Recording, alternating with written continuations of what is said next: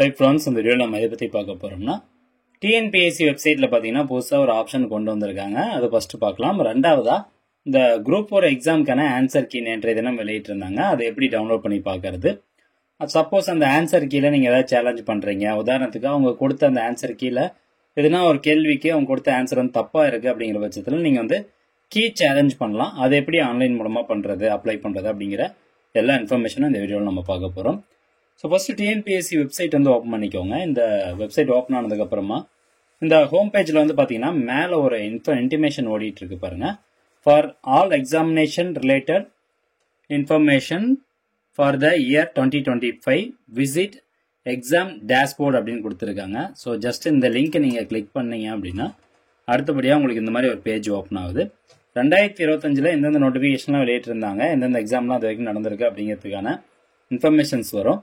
இப்போ நம்ம group 4 service பார்க்குறோம் அப்படின்னா அங்கே பாருங்கள், combine civil service examination group 4 services அப்படின்ட்டு இருக்கும். ஜஸ்ட் அந்த ஆப்ஷன் நீங்கள் கிளிக் பண்ணீங்கன்னா அடுத்தபடியாக அந்த எக்ஸாம் நோட்டிஃபிகேஷன் சம்மந்தப்பட்ட டீட்டெயில்ஸ், எக்ஸாம் எப்போ நடந்தது, ஆன்சர் கீ என்ன, அடுத்ததாக ரிசல்ட் வெளியிட்டதுக்கப்புறம் ரிசல்ட்டை போய் செக் பண்ணுறதுக்கான லிங்க் எல்லாமே இந்த மாதிரி டேஷ்போர்ட் அப்படிங்கிற ஒரு புதிய ஆப்ஷன் வந்து கொண்டு வந்திருக்காங்க. இதன் மூலமாக நீங்கள் செக் பண்ணிக்கலாம். இப்போ இந்த டிஎன்பிஎஸ்சி குரூப் 4 ஆன்சர் கீ வந்து நீங்கள் டவுன்லோட் பண்ணி பார்க்கணும் அப்படின்னா இதில் பாருங்கள், tentative answer key examination held on 12/7/2025. இதுக்கு நேராக ஒரு ஏரோ மார்க் இருக்கும். அதான் வந்து லிங்க்கு. ஜஸ்ட் அந்த ஏரோ மார்க் நீங்கள் கிளிக் பண்ணீங்கன்னா அடுத்தபடி இந்த மாதிரி ஒரு வெப்சைட் பேஜுக்குள்ளே போயிடும்.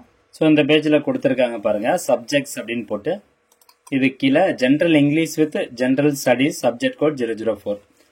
இப்போ நீங்கள் இங்கிலீஷில் வந்து எக்ஸாம் எழுதியிருக்கீங்க, ஜென்ரல் இங்கிலீஷில் எழுதியிருக்கீங்க அப்படின்னா ஜஸ்ட் இந்த ஜென்ரல் இங்கிலீஷ் அப்படிங்கிற இந்த பேர் மேலே வந்து கிளிக் பண்ணணும். அதை கிளிக் பண்ணோன்னா அடுத்தபடியாக ஒரு பிடிஎஃப் ஃபைல் இந்த மாதிரி ஓப்பன் ஆயிரும். ஸோ இதில் கரெக்டான ஆன்சர் வந்து டென்டேட்டிவான ஆன்சரை அவங்க செலக்ட் பண்ணியிருப்பாங்க. ஸோ இதை வச்சு வெரிஃபை பண்ணலாம். ரெண்டாவதாக நீங்கள் தமிழ் எழுதியிருக்கீங்க அப்படின்னா Tamil eligibility come scoring test with general studies அப்படின்னு கொடுத்துருப்பாங்க. ஜஸ்ட் இந்த பேர் மேலே கிளிக் பண்ணிங்கன்னா போதும். ஸோ தமிழுக்கான அந்த ஆன்சர் கீ வந்து வெளியிட்டிருப்பாங்க. இதில் கரெக்டாக டிக் அடிச்சதை நீங்கள் வந்து வெரிஃபை பண்ணி பார்த்துக்கலாம். ஓகே, இப்போது நான் வந்து வெரிஃபை பண்ணிட்டேன். இதில் உங்கள் டிக் பண்ணியிருக்கிறதே வந்து ஒரு சில கேள்விக்கான விடை தப்பாக இருக்குது அப்படிங்கிற பட்சத்தில் நீங்கள் வந்து கீ சேலஞ்ச் பண்ணலாம். கீ சேலஞ்ச் எப்படி பண்ணணும்னா அங்கே பாருங்கள், ரைட் சைடில் கீ சேலஞ்ச் அப்படின்னு கொடுத்துருக்காங்க. நீங்கள் இங்கிலீஷில் எக்ஸாம் எழுதியிருக்கீங்க அப்படின்னா ரைட் சைடில் அதுக்கு நேராக இருக்கக்கூடிய கிளிக் ஹியர் அப்படிங்கிற ஆப்ஷனை கிளிக் பண்ணணும். இல்லை தமிழில் இருக்க கொஸ்டினில் எதனா ஒரு ஆன்சர் அவங்க தப்பாக கொடுத்துருக்காங்க அப்படின்னா அதுக்கு நேராக இருக்கக்கூடிய கிளிக் ஹியர் அப்படிங்கிற ஆப்ஷனை கிளிக் பண்ணணும்.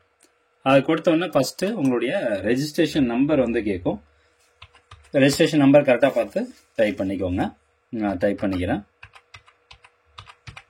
இப்போது இந்த ரெஜிஸ்ட்ரேஷன் நம்பர், அப்ளிகேஷன் நம்பர் உங்களுக்கு தெரியல அப்படின்னா ஜஸ்ட் இந்த டிஎன்பிஎஸ்சி ஒன் டைம் ரெஜிஸ்ட்ரேஷன் இருக்குது பார்த்தீங்களா, அது நீங்கள் லாகின் பண்ணிக்கோங்க. உங்களுடைய யூசர் ஐடி பாஸ்வேர்ட் போட்டு லாகின் பண்ணதுக்கப்புறமா அப்ளிகேஷன் ஹிஸ்ட்ரி அப்படின்னு இருக்கும். அதை கிளிக் பண்ணதுக்கப்புறமா கீழே வந்தீங்கன்னா குரூப் 4 நீங்கள் லாஸ்ட்டாக எக்ஸாம் அப்ளை பண்ணியிருப்பீங்க இல்லையா, ஸோ குரூப் 4 சர்வீசஸ் அப்படின்னு இருக்கும் 2025 நோட்டிஃபிகேஷனு. அதுக்கு நேராக ஃபஸ்ட்டு காலம், இந்த காலமில் இருக்கிறது அப்ளிகேஷன் நம்பரு, ரெண்டாவது காலமில் இருக்கிறது ரெஜிஸ்ட்ரேஷன் நம்பர். ஸோ இந்த நம்பரை தான் நம்ம இங்கே வந்து டைப் பண்ண போகிறோம்.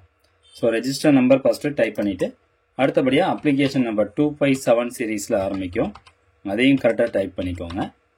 தென் நெக்ஸ்ட்டு உங்களுடைய டேட் ஆஃப் பர்த் வந்து கரெக்டாக செலக்ட் பண்ணிக்கோங்க. சப்ஜெக்ட் நீங்கள் என்ன செலக்ட் பண்ணீங்களோ அது ஆட்டோமேட்டிக்காக வந்துடும். இப்போது எத்தனாவது கொஸ்டின்னு நீங்கள் வந்து கீ சேலஞ்ச் பண்ணுறீங்க அப்படின்னு இருக்கும்.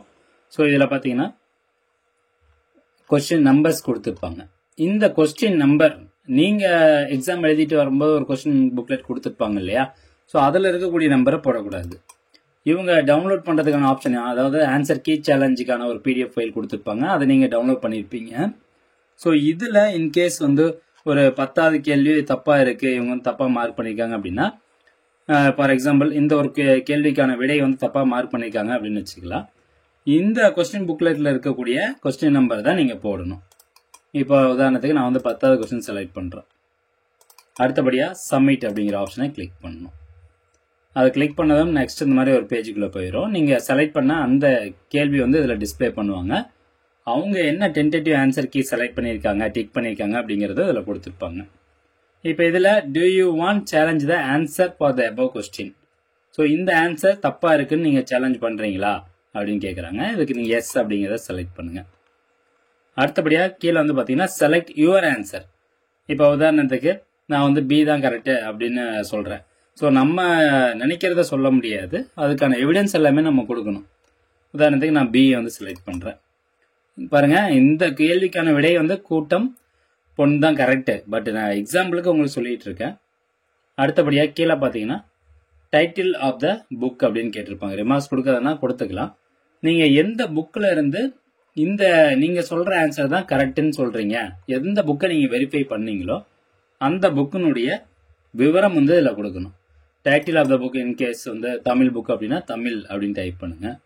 நேம் ஆஃப் த ஆத்தர், அந்த புக்கை யார் எழுதுனா, அந்த புக்கை பப்ளிஷ் பண்ணது யார், எந்த வருடம் அந்த புக் வந்து பப்ளிஷ் பண்ணப்பட்டது, அந்த புக்குக்கு பின்னாடியே இந்த விவரம் எல்லாம் கொடுத்துருப்பாங்க, எடிஷன் நம்பர் என்ன. அதே மாதிரி இந்த கேள்விக்கான விடை எந்த பேஜ் நம்பரில் அந்த புக்கில் எந்த பேஜ் நம்பரில் கொடுத்துருக்காங்க அப்படிங்கிற அந்த பேஜ் நம்பர் இந்த பாக்ஸில் போட்டு பர்டிகுலராக அந்த ஒரு புக்கை மட்டும், அந்த ஒரு பேஜ், அந்த கேள்வி இருக்குது பார்த்தீங்களா, ஸோ அந்த ஒரு பேஜை மட்டும் நீங்கள் ஃபோட்டோ எடுத்தோ அல்லது ஸ்கேன் பண்ணியோ இதில் வந்து நீங்கள் அப்லோட் பண்ணலாம். ஃபோட்டோ வந்து அப்லோட் பண்ண முடியாது, பிடிஎஃப் ஃபைல் மட்டும் தான் நீங்கள் வந்து அப்டேட் பண்ண முடியும். சூஸ் ஃபைல் கொடுத்து அப்லோட் பண்ணிட்டு சப்மிட் கொடுத்துருங்க. ஸோ இவ்வளோ தான் நம்ம பண்ண வேண்டியது. ஸோ நம்ம கண்ணை மூடிட்டு ஏதோ ஒரு ஆன்சர் டிக் பண்ண முடியாது, அதுக்கான எவிடன்ஸ் வந்து கேட்குறாங்க. ஸோ எவிடன்ஸ் வந்து பிடிஎஃப் ஃபைலில் ஸ்கேன் பண்ணி வச்சுக்கோங்க. அதே மாதிரி எந்த பேஜ், அந்த புக்கில் எந்த பேஜ் நம்பரில் இதற்கான விடை இருக்குது அப்படிங்கிறதையும் நீங்கள் வந்து பேஜ் நம்பரோட மார்க் பண்ணணும். ஸோ இப்படி தான் வந்து நீங்கள் கீ சேலஞ்ச் வந்து பண்ண முடியும். ஓகே ஃப்ரெண்ட்ஸ், இந்த தகவல் கண்டிப்பாக உங்களுக்கு பயனுள்ளதாக இருக்கும் அப்படின்னு நினைக்கிறேன். மீண்டும் அடுத்த ஒரு நல்ல பதிவில் சந்திக்கலாம். நன்றி, வணக்கம்.